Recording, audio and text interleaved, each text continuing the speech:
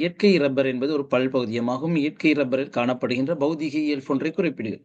அதாவது இரப்பருக்குரிய பௌதிக இயல்பு. உங்களுக்கு தெரியும், இரப்பர் பிரதானமாக இரப்பரில் காணப்படுற பௌதிக இயல்பு ஆரம்ப தானத்தை மீண்டும் அடையும். அதாவது இழுத்தால் பழைய நிலைக்கு வரும். அதாவது மீளியல்பு. அப்ப இயற்கை ரப்பரில் காணப்படும் பௌதிக இயல்பு என்று சொன்னால் அது மீளியல்பு. சரி, அடுத்த கேள்வி. அப்ப முதலாவது மீளியல்பு. உதாரணம், இரும்புக்கு அல்லது வைரத்துக்கு உள்ள பௌதிக இயல்பு என்னன்னு கேட்டால் எங்களுக்கு சொல்லலாம் வன்மை தன்மை.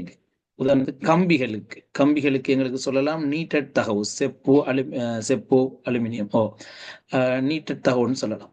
அல்ல சில உலோகங்களுக்கு வாட்டட் தகவு, அதாவது தட்டினால் தகடாகும் தன்மை, வாட்டட் தகவு போன்ற விடயங்களை சொல்லலாம். நீட்டட் தகவு, வாட்டட் தகவு, வன்மை போன்ற பௌதிக இயல்புகள். அவ்வாறான ஒரு பௌதிக இயல்பு தான் ரப்பருக்கு காணப்படுவது மீளியல்.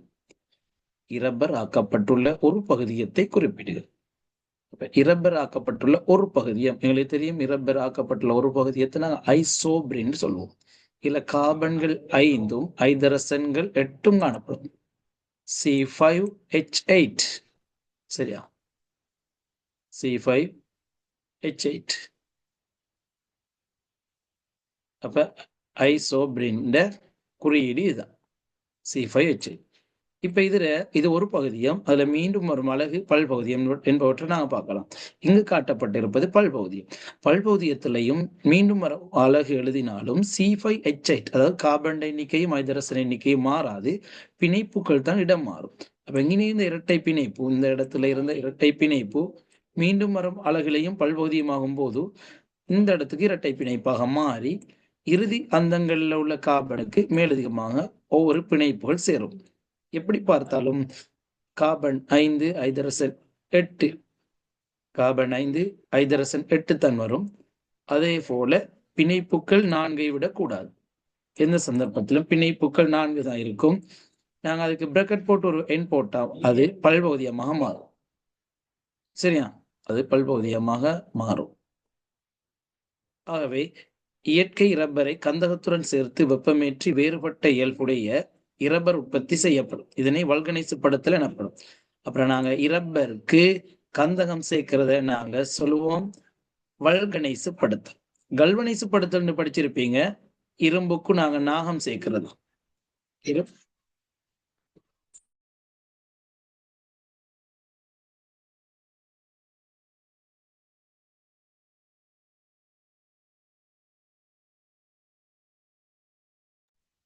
இரப்பருக்கு நாங்க கந்தகம் சேர்க்கிறது வல்கனைசுப்படுத்தல் என்று சொல்வோம்.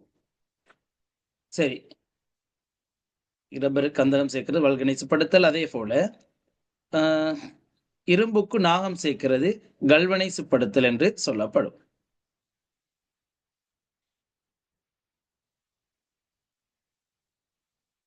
இப்ப நாங்க கேள்விக்கு போவோம். கேள்வி இதுதான்.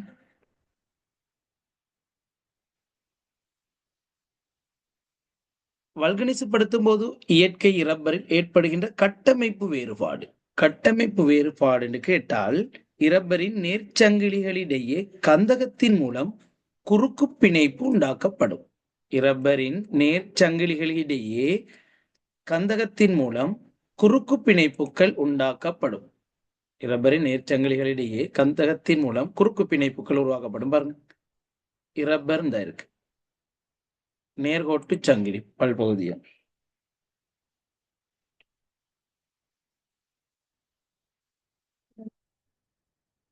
அது வல்கனைசுப்படுத்தப்படும் போது குறுக்கு பிணைப்புகள் சேர்க்கப்படும். இந்த குறுக்கு இணைப்பு கொண்ட பல்பகுதியம் இந்த வடிவத்துக்கு அது மாறும். சரியா? ஆரம்பத்தில் கந்தகம் சேர்க்கும் முன் அது காணப்பட்ட வடிவம் நேர்கோட்டு பல்பகுதியம்.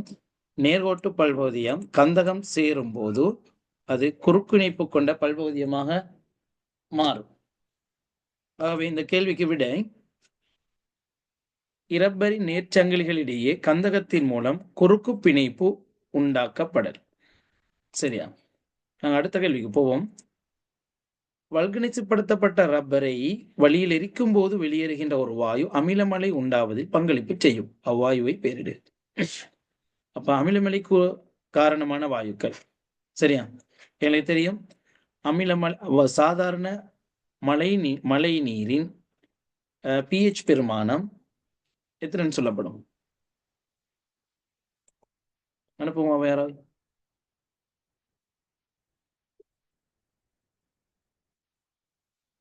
சாதாரண மழைநீரின் pH பெருமானம்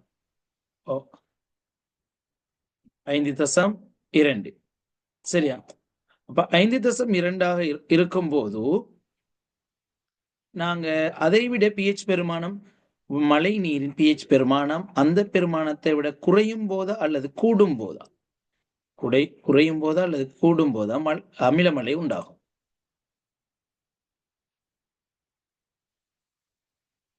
மழைநீரின் pH பெருமானம் 5.6.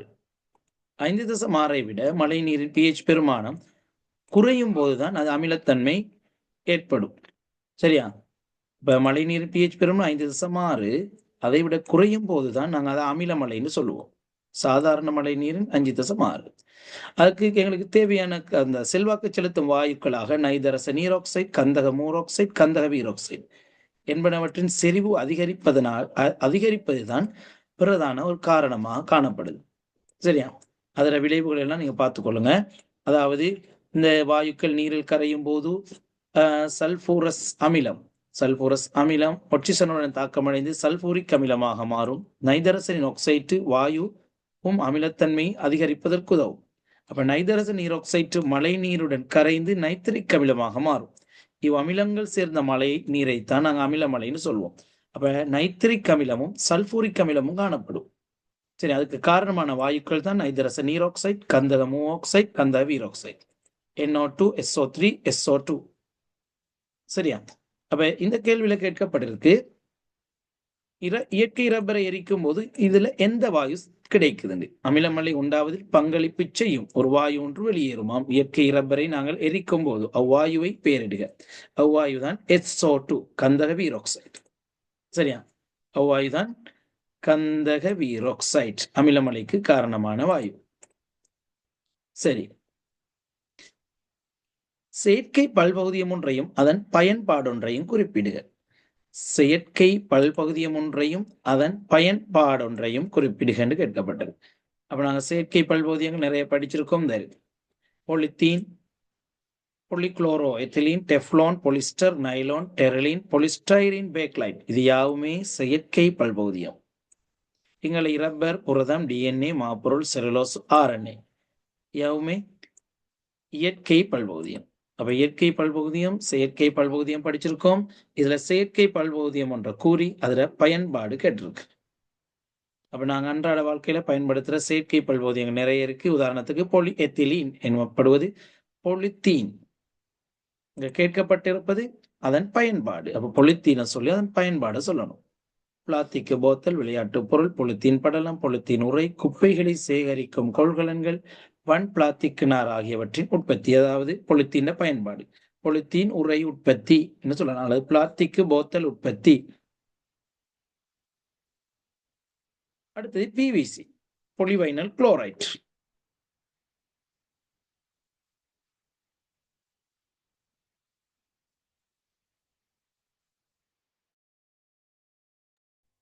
பொலிக்ளோரோ எத்திலீன், பொலிவைனல் குளோரைட்.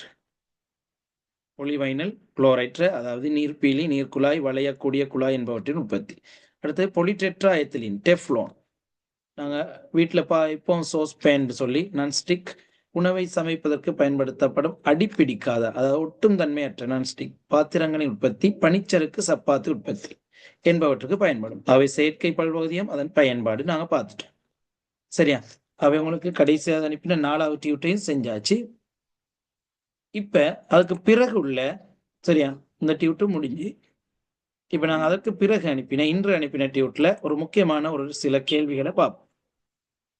சரி, அந்த டியூட் எடுங்க.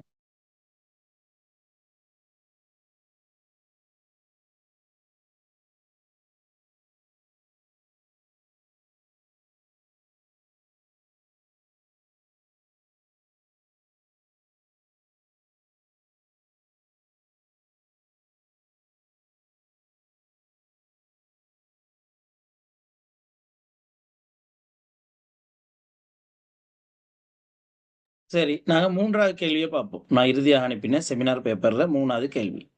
கைத்தொழில் ரீதியாக இரும்பு பிரித்தெடுக்கப்படும் செயல்முறை கீழே தரப்பட்டுள்ளது. எக்ஸினூடாக சேர்க்கப்படும் கூறுகள். அதாவது இது ஊதுலை, இரும்பு பிரித்தெடுப்பு, தாழ்த்தல் முறை மூலம் இரும்பு பிரித்தெடுக்கப்படும். அந்த தாழ்த்தல் முறைக்கு பயன்படுத்தப்படும் இரும்பு ஊதுலையில செலுத்தப்படும் மூலப்பொருட்கள். கல்சியம் கார்பனேட், கட்கரி,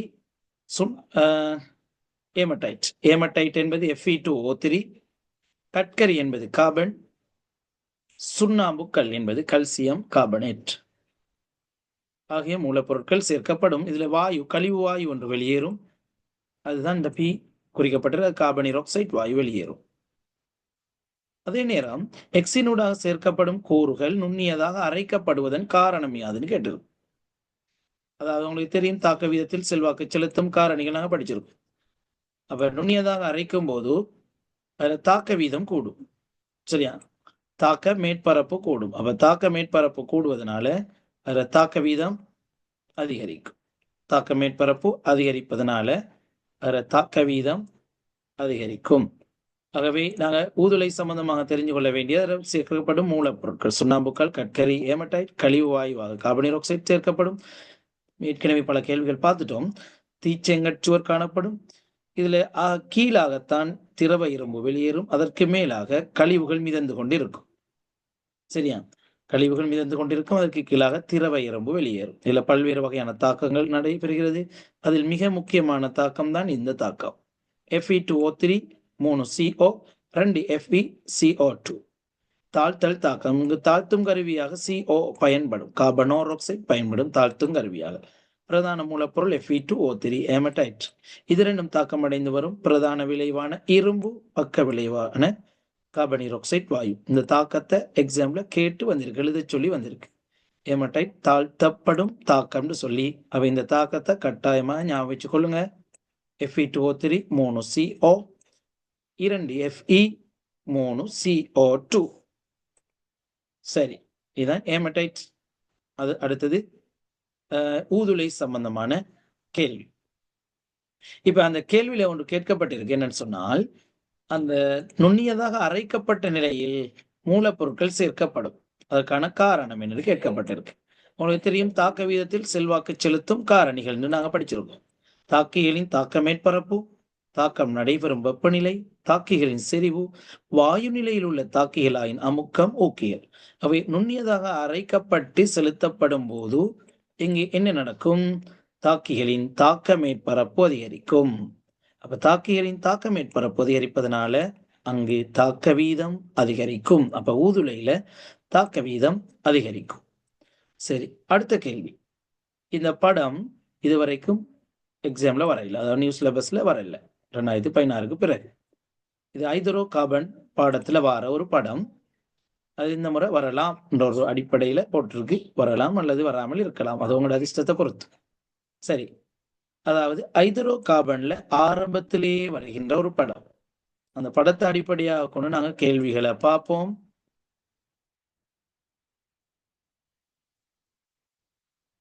இந்த இருக்கு. அப்ப இந்த பரிசோதனையின் நோக்கம் மெழுகில் கார்பன், ஐதரசன் அடங்கியுள்ளதை உறுதி செய்தல். அப்ப இதுக்கு 2 ரசாயன பதார்த்தங்கள் போடப்பட்டிருக்கு. நீரற்ற செப்பு சல்பேட். இங்க நீரற்ற செப்பு சல்பேட் வெள்ளை நிறத்தில் தான் காட்டப்படணும். இங்க நீல நிறத்துல காட்டப்பட்டிருக்கு. நீர் இருந்தால் தான் அது நீளமாக மாறும். அதை ஞாபகம் வச்சுக்கொள்ளுங்க.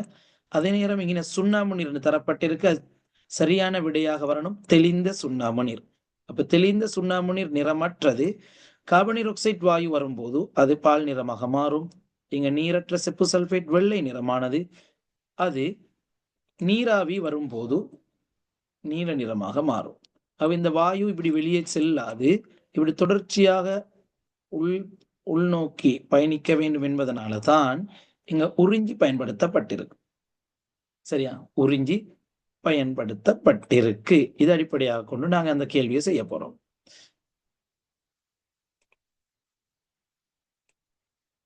எம்மை பெயரிட்டு அதன் தொழிற்பாட்டை குறிப்பிடுக. இப்ப நாம் பார்த்தோம், அது உறிஞ்சி உள்வழியை உறிஞ்சுவதற்காக பயன்படும். உறிஞ்சி உள்வழியை உறிஞ்சுவதற்காக பயன்படும் அல்லது தொடர்ச்சியான வழியோட்டத்தை பெற்றுக்கொள்ள. சரியா? உள்வழியை உறிஞ்சல் தான் பொருத்தமாக இருக்கும். உள்வழியை உறிஞ்சல். இங்கு பயன்படுத்தப்பட்டுள்ள காட்டிகளான XY என்பவற்றை பெயரிடுக.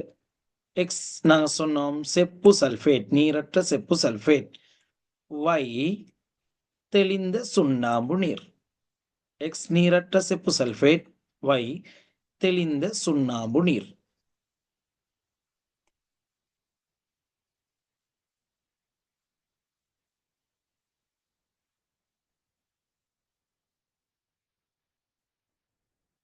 அடுத்த கேள்வி, எம் ஆனது தொழிற்படுகையில் எக்ஸிலும் வையிலும் ஏற்படும் மாற்றங்கள். எக்ஸிலும் வையிலும் ஏற்படும் மாற்றங்களாக இங்க நீராவி மற்றும் கார்பன் ஆக்சைடு வரும். இங்க நீராவி வரும்போது எக்ஸ் என்ன செய்யும்?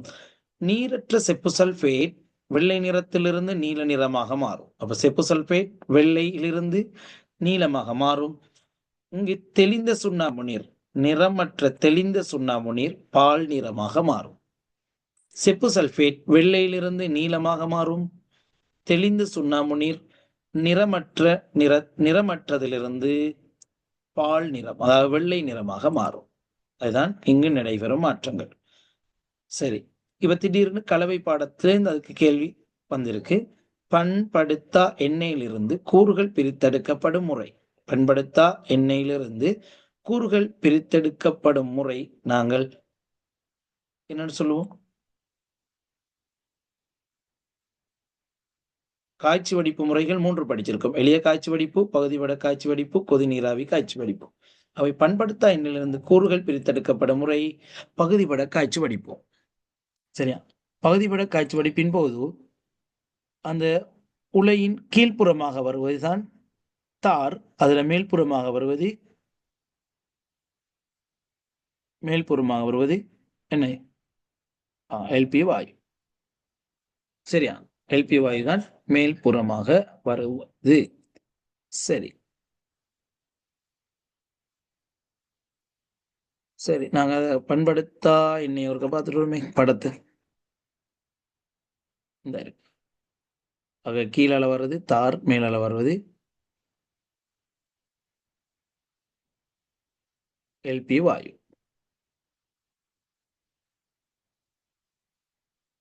சரி, இப்ப வேறொரு கேள்விக்கு போவோம்.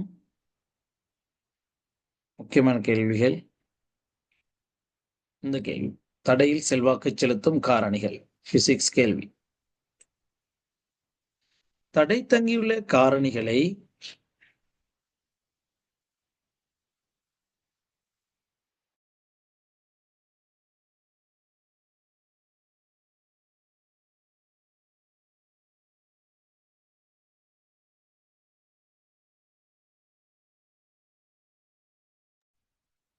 தடை தங்கியுள்ள காரணிகளை அறிவதற்கான அமைப்பு கீழே தரப்பட்டுள்ளது. PQR கம்பிகள் செப்பு கம்பிகள் ஆகும். அப்ப நீங்க குறிக்கணும் PQR செப்பு கம்பிகள். சரியா? PQR செப்பு கம்பிகள்னு குறிக்கணும். இப்படி குறிங்க. அப்ப இந்த மாதிரி கேள்விகள் வரும்போது இதுக்கு CU 3 PQR CU, இதுவும் CU. அடுத்தது S வந்து நிக்கல் கம்பி. இப்ப குறிச்சாச்சு. அப்ப தடையில் செல்வாக்கு செலுத்தும் காரணிகள் உங்களுக்கு தெரியும். தடை திறனில் செல்வாக்கு செலுத்தும் காரணிகளும் உங்களுக்கு தெரியும். அவை நாங்க பார்ப்போம். பின்வரும் சந்தர்ப்பங்களில் மின்குமிழின் பிரகாசம் கூடியது என்றால் மின்னோட்டம் கூடணும். பிரகாசம் கூடணுமாக இருந்தால் மின்னோட்டம் அதிகரிக்கணும். ஆகவே தடை குறைய வேண்டும். தடை குறைய வேண்டும். சரி, PQN ரெண்டை பார்ப்போம். PQ நீளம் வித்தியாசப்படுது. குறுக்குவெட்டு பரப்பு, தடைத்திறன், அது ரெண்டுமே செப்பு கம்பி என்பதனால தடைத்திறன் எதுவுமே மாற இல்லை. அப்ப நீளத்தை அடிப்படையாக கொண்டு பார்க்கணும். எனக்கு தெரியும் நீளம் கூடினால் தடை கூடும். அதாவது நீங்க 100 மீட்டர் ஓட்டுறதை விட 5000 மீட்டர் ஓட்டுனா உங்களுக்கு தடை கூட. சரியா? அதே போலதான் மின்னுக்கும். சரியா? குறுகிய தூரத்தை எப்படியாவது ஓடி முடிச்சலாம். சரியா? ஆகவே P-யில் தடை அதிகம். ஆகவே Q-வில் மின்னோட்டம் அதிகம். தடை குறைந்த இடம் Q, ஆகவே மின்னோட்டம் Q-வில் அதிகம். ஆகவே Q பிரகாசமாக ஒளிரும்.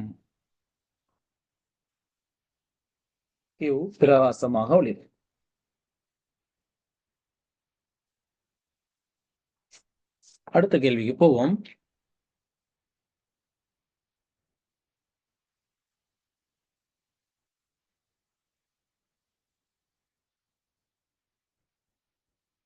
பிஆர். அப்ப நாங்க பிஆரை ஒப்பிட போறோம். பில என்ன ஆர்ல என்னன்னு பார்ப்போம். குறுக்குவெட்டு பரப்பு. ஆர் தடிப்பமாக இருக்கு. அப்ப அகன்ற பாதையினூடாக வாகனங்கள் வேகமாக செல்லும். மெல்லிய பாதையில வாகனங்கள் போறதுக்கு தடை கூட, டிராபிக் பிளாக் ஆகும். அப்ப ஆறுல தடைகள் குறைவா இருக்கும். ஆறுல தடை குறைவுன்னு சொன்னால் மின்னோட்டம் அதிகமாக செல்லும். சரியா? தடை குறைவாக இருந்தால் மின்னோட்டம் அதிகமாக செல்லும். தண்ணி செல்வது மாதிரி பட்டையில மெல்லிய பட்டையில போறதை விட தடிப்பமான பட்டையில அந்த தண்ணிக்கு தடை குறைவு. அதிகமான தண்ணி செல்லும். ஆறுல அதிகமான கரண்ட் போகும். ஆகவே இந்த இடத்துல கரண்ட் கூடினதுதான் பிரகாசம் கூடியது, மின்னோட்டம் கூடியது, பிரகாசம் கூடியது. பிஎஸ் தடைத்திறன் வருது, தடைத்திறன். ஆகவே நிக்கல் கம்பியா செப்பு கம்பியா என்று பார்க்கும்போது செப்பு கம்பி பிரகாசம் கூடியது, தடைத்திறன் குறைந்தது. செப்பு கம்பிக்கு தடைத்திறன் குறைவு. ஆகவே நிக்கல் கம்பிக்கு தடை அதிகம். அவை பிரகாசம் தரக்கூடிய கம்பி செப்பு கம்பி. செப்பு கம்பிக்கான எழுத்து பி. அவை இதுக்கான விடைகள் QRP. சரியா? QRP. கடத்தியின் தடை தங்கியுள்ள காரணிகள். கடத்தியின் தடை தங்கியுள்ள காரணிகள் உங்களுக்கு தெரியும் என்னென்ன?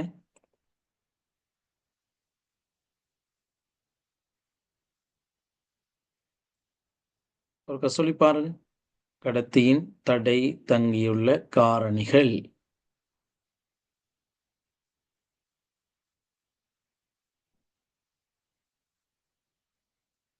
இந்த பரிசோதனை அடிப்படையாக கொண்டு நாங்கள் கேள்வி செஞ்சு கொண்டிருக்கோம்.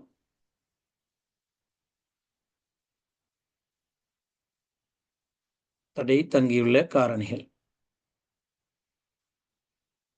கடத்தியின் குறுக்குவெட்டு பரப்பளவு, கடத்தியின் நீளம், கடத்தி ஆக்கப்பட்டுள்ள திரவியம். ஆகவே இந்த கேள்விக்கு நீங்க எழுதலாம், கடத்தியின் தடை தங்கியுள்ள காரணிகள் என்று கேட்டால் கடத்தியின் குறுக்குவெட்டு பரப்பளவு, கடத்தியின் நீளம், கடத்தி ஆக்கப்பட்டுள்ள திரவியம்.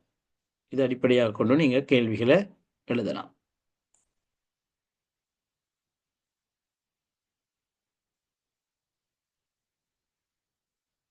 சரி, நாங்கள் இன்னொரு கேள்விக்கு போவோம். பின்வரும் செயற்பாடுகளின் போது பயன்படுத்தப்படும் மின்காந்த அலை வகையை குறிப்பிடுக. மின்காந்த அலை சம்பந்தமான கேள்வி. இதுக்கு பாருங்க பாப்போம் என்னென்ன அலைகள் உங்களுக்கு வருது, ஞாபகப்படுத்தி பாருங்க.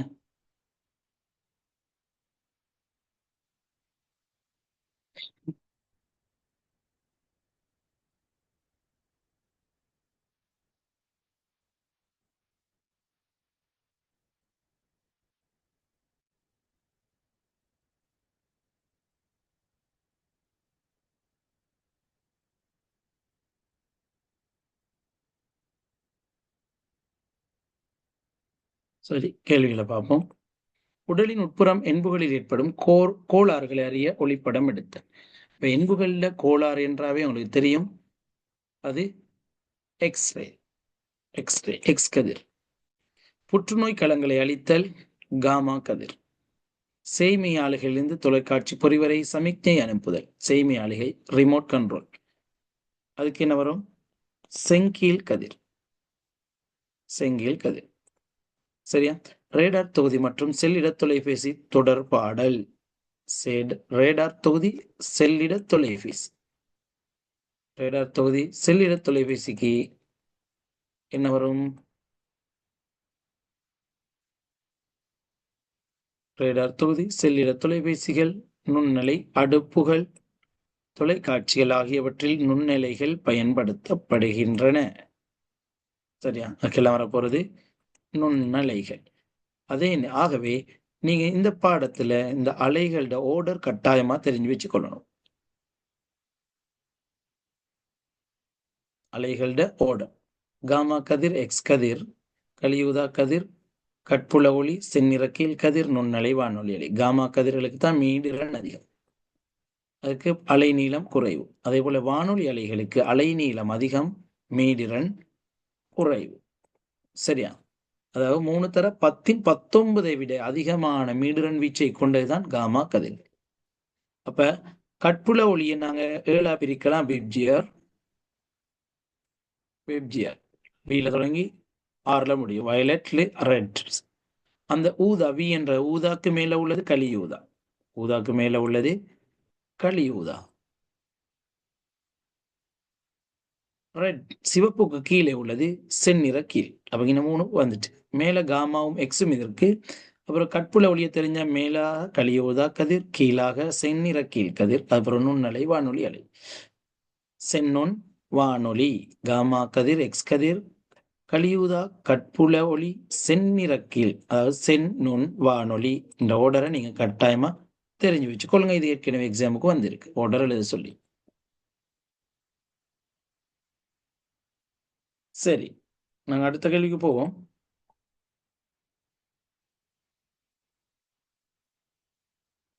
அடுத்தது, இலங்கையில் வீடுகளுக்கு 50 ஹெர்ட்ஸ் மீட்டர் உடைய ஆடலோட்ட மின் விநியோகிக்கப்படுகிறது. ஆடலோட்ட மின்னோட்டம் என்றால் என்ன? அப்ப ஆடலோட்டம் நேரோட்டம் நாங்க படிச்சிருக்கோம்.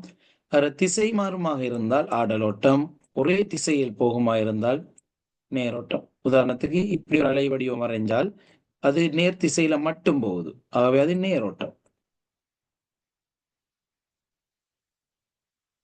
அது நேரோட்டமாக இருக்கும். ஆனால் இப்படி எதிர் திசை, 2 திசை, நேர்மறை 2 திசைகளையும் சென்றால் அது ஆடலோட்டமாக இருக்கும். ஆகவே ஆடலோட்ட மின்னோட்டம் என்றால் என்ன? அப்படி ஒரு கேள்வி வந்தால் அதுக்கு நீங்க எழுதணும், நேரத்துடன் மின்னோட்ட திசை மாறும் மின்னோட்டம். நேரத்துடன் மின்னோட்ட திசை மாறும் மின்னோட்டம் ஆடலோட்டம் எனப்படும். நேரத்துடன் மின்னோட்ட திசை மாறும் மின்னோட்டம். நேரத்துடன் மின்னோட்டம் மாறுபடும் விதத்தை அருகேயுள்ள அச்சுக்களில் வரைந்து காட்டுக. அப்ப என்ன செய்யும்? எப்படி போகும்? 2 திசைகள்லயும் போகும். அதை நீங்க இப்படி வரைஞ்சாலும் ஆடலோட்டம் தான், கூடி குறையுது. நேரோட்டம் நேராவே செல்லணும் இல்லை, இப்படியே போகணும் இல்லை, அது ஏதாவது ஒரு திசையில இப்படி போனாலும் நேரோட்டம் தான். அதை ஞாபகம் வச்சுக் கொள்ளுங்க. திசை தான் கருத்தில் கொள்ளப்படுமே ஒழிய இங்க வடிவம் கருத்தில் கொள்ளப்படுவதில்லை.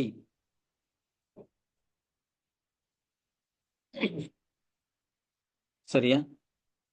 சரி, இது முன்னான் சம்பந்தமான கேள்வி.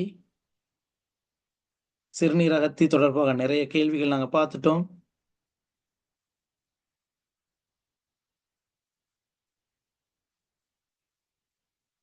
இந்த கேள்வி ஒருக்கா பார்ப்போம். இவ்வாறான ஒரு செயல்முறை நீங்க பார்த்திருப்பீங்க 10ஆம் ஆண்டு பார்ட் 1ல அங்கிகளின் சிறப்பியல்புகள்.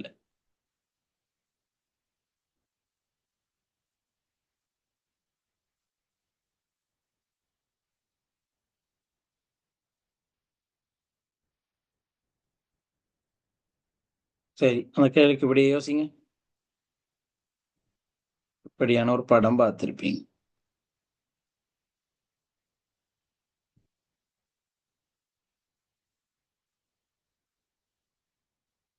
இது தலைப்பு என்ன? சுவாசத்தின் போது ஒட்சிசன் உள்ளெடுக்கப்படுகின்றமே எடுத்துக்காட்டல்.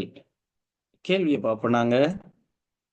மேற்குறித்த உயிர் ரசாயன செயல்முறையை நாங்கள், இது என்ன உயிர் ரசாயன செயல்முறை? இது சுவாசம்.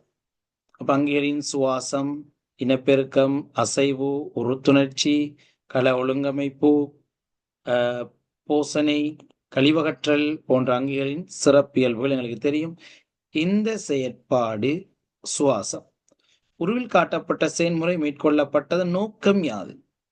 நோக்கம் சொன்னால் இதுல தந்திருக்க தலைப்பு. என்ன தலைப்பு? சுவாசத்தின் போது ஒட்சிசன் உள்ளெடுக்கப்படுகின்றமையை எடுத்து காட்டு. சுவாசத்தின் போது ஒட்சிசன் உள்ளெடுக்கப்படுகின்றமையை எடுத்து காட்டு.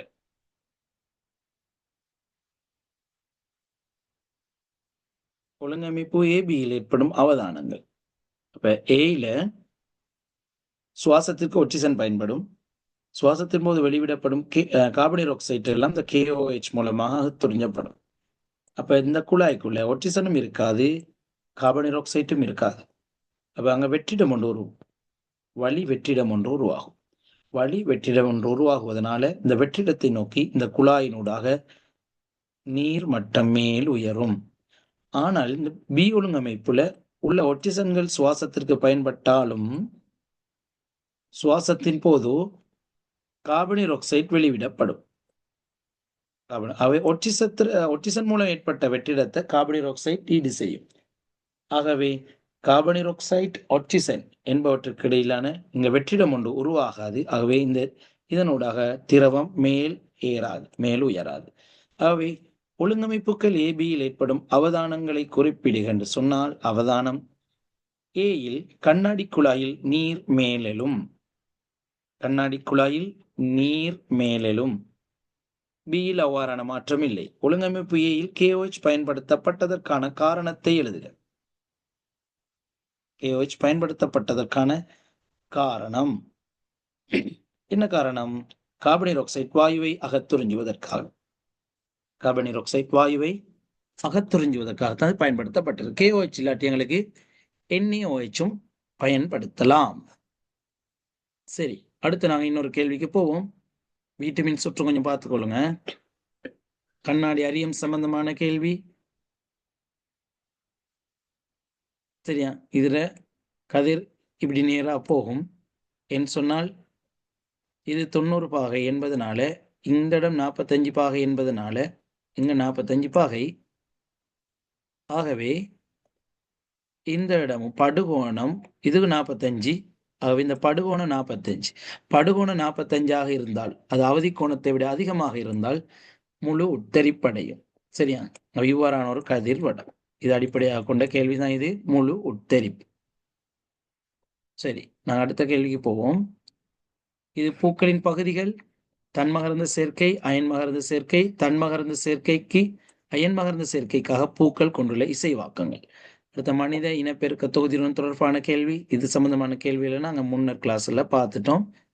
நிலை மாற்றி சம்பந்தமான கேள்விகள், இரும்பு துருப்பிடித்தல் சம்பந்தமான கேள்விகளும் பார்த்தோம்.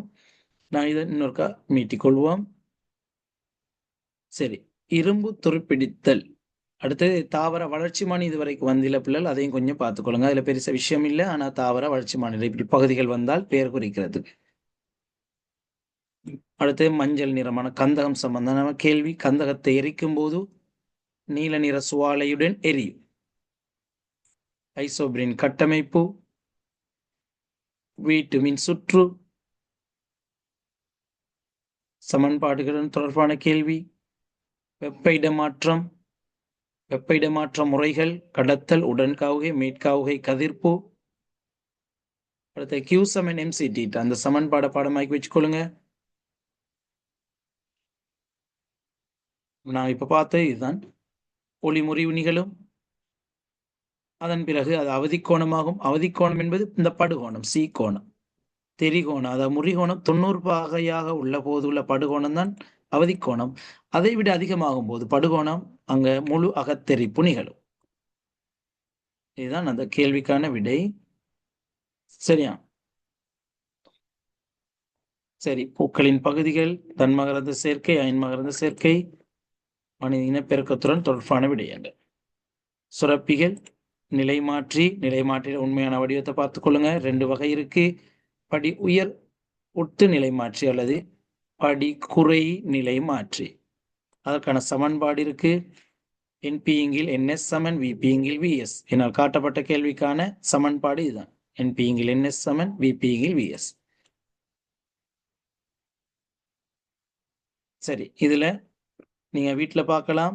சேவையுருகினூடாக ஒரு கம்பி தான் வரும். என்னோட புக்ல 2 கம்பியும் போற மாதிரி காட்டியிருக்கு. ஆகவே சேவையுருகினூடாக எந்த கம்பி உள்ளே செல்லும்? சேவையுருகின செல்வது உயிர் கம்பி மாத்திரம். இந்த சிவப்பு வயர் மட்டும்தான் வரும், அடுத்த வயர் வெளியால வரும். சரியா? சேவையுருகினூடாக உயிர் கம்பி மாத்திரம்தான் செல்லும். சரி, இரும்பு துருப்பிடித்தல் சம்பந்தமான கேள்வி. இதுல என்னண்டா, நீங்க நன்றாக தெரிஞ்சு வச்சுக்கொள்ளுங்க. இரும்பு துருப்பிடிப்பதாக இருந்தால் அதனுடன் தாக்கவியத்தொடர் மேலே காணப்படும் உலோகம் இருக்கும்போது இரும்பு துருப்பிடிக்காது. தாக்கவியத்தொடரில் இரும்புடன் கீழே உள்ள உலோகம் தொடுகையில் இருந்தால் தான் இரும்பு துருப்பிடிக்கும். அதே நேரம் இரும்பு துருப்பிடிப்பதாக இருந்தால் அது தாக்கவியத்தொடர் மேலே உள்ள உலோகங்கள் MgZn போன்ற உலோகங்கள் தொடுகையில் இருக்கும் போது துருப்பிடிக்காத தொகுதியில் ஒரே ஒரு நிறம் தான் தோன்றும். அதை ஞாபகம் வச்சுக்கொள்ளுங்க. சரியா? துருப்பிடிக்காத ஆணில ஒரே ஒரு நிறம் தான் வரும். அப்ப ஒரே ஒரு நிறம் வருமாக இருந்தால் இதில் துருப்பிடிக்காத தொகுதி 1. ஒரு நிறம் மாத்திரம் துருப்பிடிக்காதது. துருப்பிடிக்கும் தொகுதியில் 2 நிறங்கள் உருவாகும். பாருங்க. செப்பு இரும்பை விட தாக்க விகிதத்தொடரில் கீழே காணப்படுகிறது. ஈயம் இரும்பை விட தாக்க விகிதத்தொடரில் கீழே காணப்படுகிறது. அவை 2 நிறங்கள் உள்ள தொகுதி அது துருப்பிடித்த தொகுதி. இதில் துருவுக்கு காரணம், துருப்பிடிப்பதற்கு காரணமான நிறங்கள். துருப்பிடித்த ஆணியில் எப்போதும் நீல நிறம் இருக்கும். இந்த கருப்பாக காட்டப்பட்டுள்ள நீல நிறம். துருப்பிடிக்கும் ஆணியில் நீல நிறம் தோன்றும், மற்ற பகுதியில் இளம் சிவப்பு தோன்றும். நீங்க ஞாபகம் வச்சுக் கொள்ள வேண்டிய விடயம், பினோப்தலின் காட்டி OH- அயன்களுக்கு இளம் சிவப்பை தரும். Fe2+ அயன் ஃபெரிசயனைட், பொட்டாசியம் ஃபெரிசயனைட்டுடன் நீல நிறத்தை தரும். ஆகவே துருப்பிடித்த ஆணியின் நிறம் நீலம். நீலம் வரும் ஆணியே துருப்பிடித்தது. அவை 2 நிறங்கள் வந்த தொகுதி துருப்பிடித்த தொகுதி, ஒரு நிறம் வந்தது துருப்பிடிக்காத தொகுதி என்பதை ஞாபகம் வச்சுக் கொள்ளுங்க. நாங்க இப்ப கனெக்ஷன் கட் ஆயினத்தோட எங்களை